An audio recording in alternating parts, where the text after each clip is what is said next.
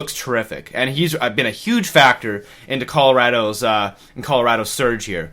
Oh yeah, he's leading the team in points and brings a lot of energy to that dressing room. And I think the first game really helped him out because Patrick Waugh, that whole Patrick Waugh event we talked about last time about his standing up for the hit on McKinnon, and there's a lot of support when you get that kind of support from your coach and from your team, and you're like, wow, I got to give back, right? Like they're standing up for me. And McKinnon just took it to another level even after that first game when he played great and did that no-look backhand pass. Yeah. But just stepping it up another notch every game. I just see him looking for new ways to do things, new ways to beat players, and it's so early in the season. It's incredible going to be watching him for 82 games. But now the question remains, with Patrick Waugh as the coach now and this new system they're playing, a lot of it's excitement, new coach, new system. It is Patrick Waugh, after all, the most celebrated goaltender of all time, next to Martin Brodeur and probably next to Joe Sakic, the most famous Av of all time.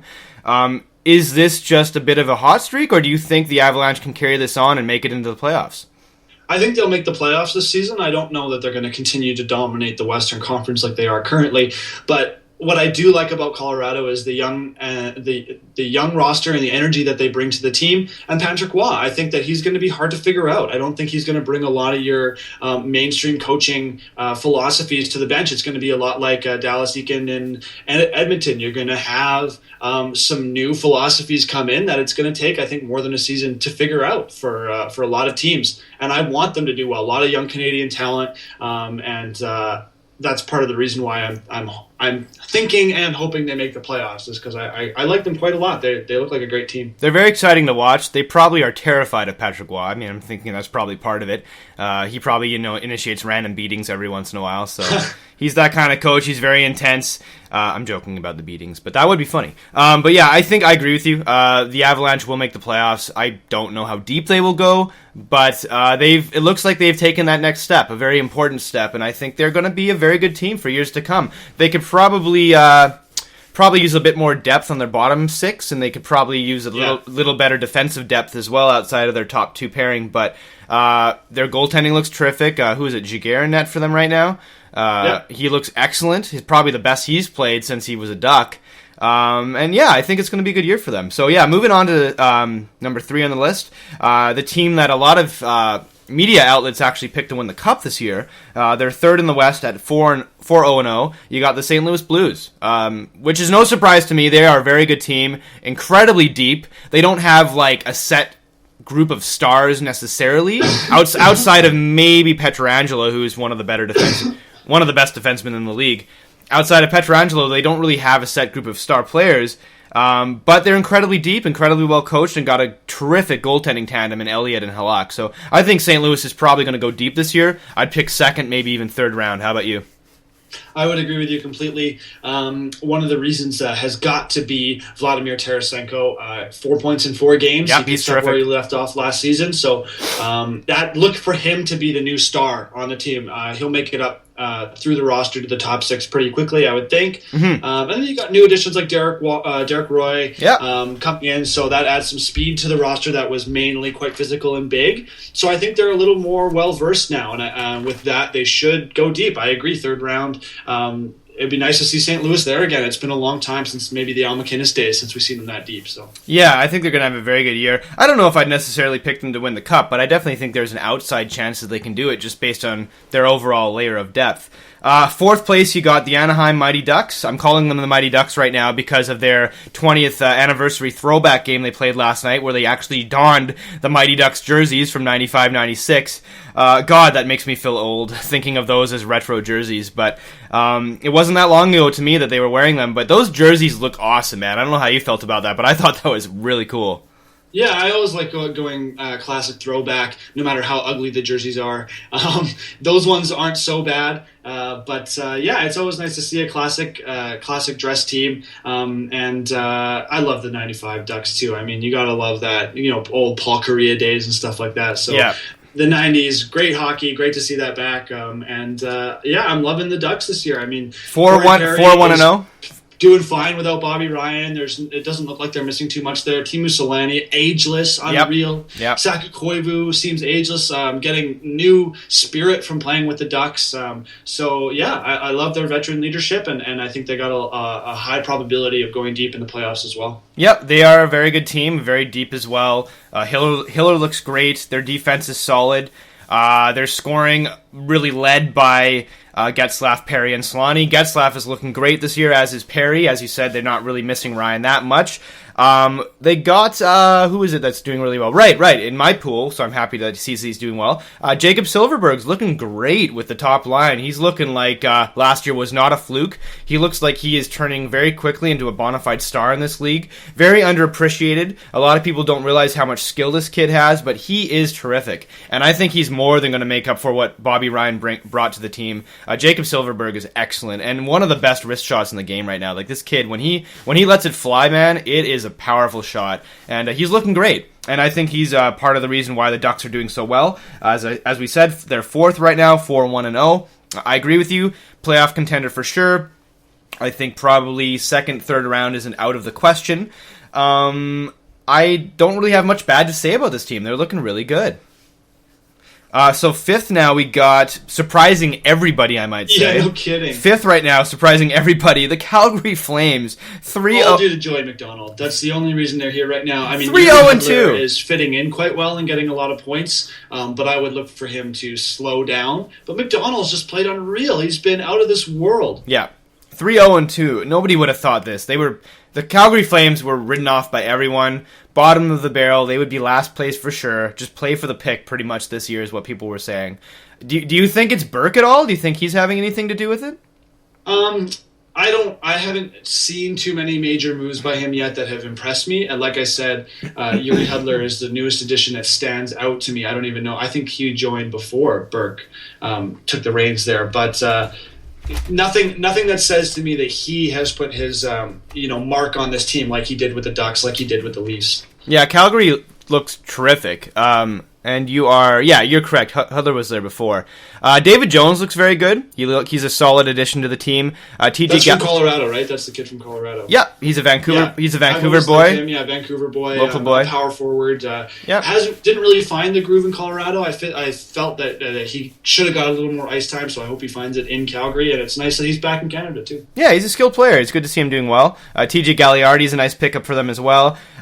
They are, in my opinion, playing far above their capabilities. I don't know if this will continue. I still don't think they're going to make the play. I don't think they're going to make the playoffs, in my opinion. I still think this is a big surge by them. They're hot right now, no pun intended. And yes, McDonald is playing lights out. But what if he doesn't play lights out? What if he starts faltering? They really got nobody else to back him up. Ramo is actually the certified starter who's just not been getting the games because McDonald's been playing so well. So Calgary clearly going to work a tandem system this year to see who can get the starting position. But yeah, Ramo hasn't been in the NHL in like 4 years. So I mean, who's to say that he's even going to be able to do what they want him to do, right? I mean, Calgary is playing so much better than they should be. I do not see this continuing on through an entire 82-game season. If they were to make the playoffs, that would be a huge upset over another team that was expected to make it.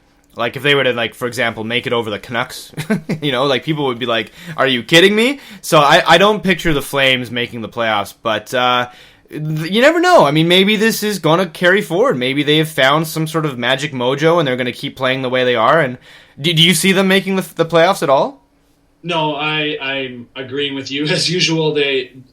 I just think they're overachieving, and there's nowhere to go but down. Yeah, I agree. But it's great to see right now how they're playing. And they got that wild card, a couple young guys in Backlund and Sven Barchi, both exceedingly skillful. So, I mean, in theory, if both of them were to play to their full potential and finally find that game, they are both star potential players. So, in theory, let's just say for a second they carry on as they've been playing.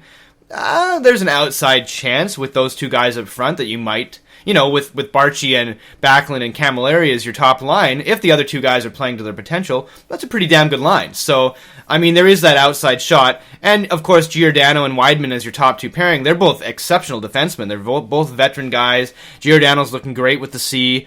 So, I mean, there is that, outside possibility of them playing well throughout the entire year. But yeah, I don't see this carrying forward. But we'll see. Maybe we'll be wrong here. Maybe Calgary will be that surprise team this year that catches other teams off guard. Who knows? So next up, we got the Phoenix Coyotes. They are looking decent right now, but I think they're in the Calgary boat as well. They're overperforming.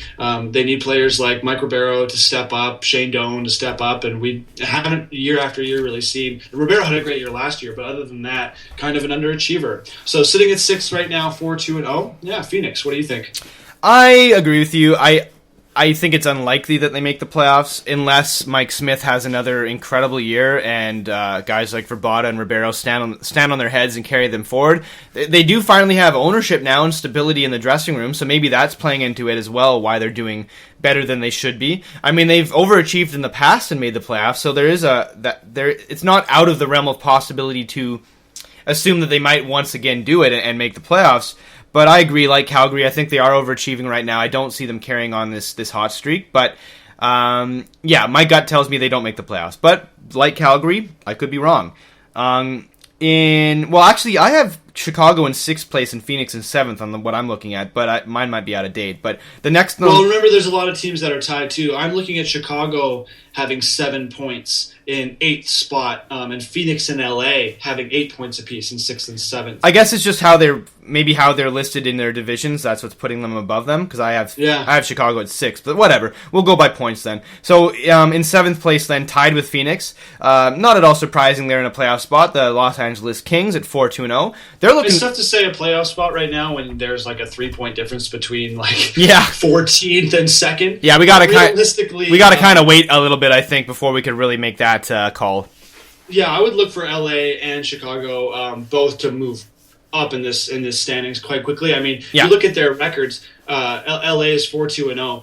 That's a good record. It is. 2 games above 500. You continue on that, which they will for sure. Yep. Come on, Jonathan Quick's like the best goalie in the league. He'll be starting for Team USA in the Olympics. So yeah, no, they got a great goaltending roster. They're once again their roster is virtually unchanged, other than adding Fratton and Carcillo, both who've been playing quite well. Carcillo, the tough guy, and Fratton, obviously a top 6, could potentially be a top 3. He has that in him. They picked him up from Toronto for the Bernier trade, and he was the main piece in that trade. He's playing quite well as well. He looks very good. LA, as you said, they'll go up. They'll move up. They'll be a cup contender again. They'll most likely make the conference finals. I could see that happening again. They're very deep. Their roster is just as good as it was last year, if not better, even with losing Bernier. Scrivens is a very capable backup. I think LA is going to have a very good year, and playoffs for sure. They will go deep. I could see very quickly Calgary and Phoenix moving down the list, and Chicago and LA moving up the list just based on their rosters. So LA is not at all surprising they are where they are. And then in 8th place, it is surprising to think of them in 8th place, considering by all consideration they really should be first, because they have the exact same roster as last year. The Chicago Blackhawks really should be first in the West right now, but I guess they're playing in a bit of a slump in their perspective, although it's still a very good record. They're in 8th place at 3-1-1. They are playing very good hockey, so I mean, if they continue to play the way they are, I definitely see them moving up the roster as well. Very highly probable they'll make the conference finals again. Almost putting money on it, they'll make the conference finals, actually. And they may once again win a Stanley Cup. They are that good. They could be the next dynasty in the NHL that we're looking at. They are possibly the new Detroit Red Wings in that sense. Like, they have what it takes to be considered a dynasty. And I would not at all be surprised, as much as I hate to say this as a Canucks fan, to see them win another cup. I think it could very likely happen. Yeah, I think so too. It's incredible that year after year we see players picking up slack for other players on the Blackhawks. They're so deep. Right now, Jonathan Toews not dominating like crazy. Brandon Saad playing well but not up to his full potential. Patrick Sharp, same deal. And they're still everywhere. Mainly Patrick Kane and Duncan Keith just dominating right now. Patrick Kane's always a goal-scoring threat. But, I mean, these players are going to get hotter as the season goes on. They always do. They warm up. Brendan Saad was unreal last year. I don't think he's going to have any kind of slump to follow his previous season. So, yeah, I mean, look for them to probably be one of the highest scoring teams in the NHL and definitely going deep in the playoffs. Yeah, Crawford's playing very well as well. I mean, obviously in the back of his mind, he wants that starting job at the Olympics, and he knows he's going to have to play very well to beat out Price or Luongo for that position. So Crawford definitely has an outside motivation to play the way he's playing. I thought he's looked great so far. You are correct. I mean, if the Blackhawks, do you imagine how good they'd be if all of their four lines were clicking all at once? It just would be game over. They look like not even fair. They would look like they did last year when they went on that incredible winning streak. I mean, at their best, they are better than any other team in the NHL, and I'm including the Eastern Conference Pittsburgh Penguins in that category. The Blackhawks are the team to